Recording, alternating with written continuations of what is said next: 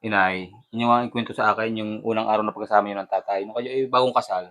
Ala, mahirap, palibhasa walang hanap buhay ayo uma. Paanong mahirap? Nung Oh, ay kinabukasan naman kami bagong kasal. oo, Ay siyempre 'di wala kaming pagkain. oo, Ay nakiusap pa yung umang kung maaari daw labing-labing lamang aming almusal. Ay di ako pumayag ng gayon. oo, At siya 'di babawis tanghalian, oo. ay siya umalis na.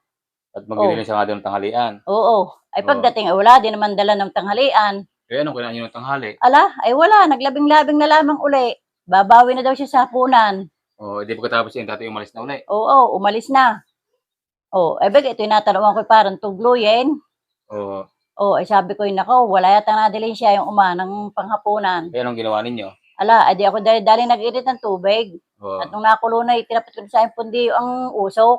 oo, Nakita na yung umay. Ikaw ginaluluka na.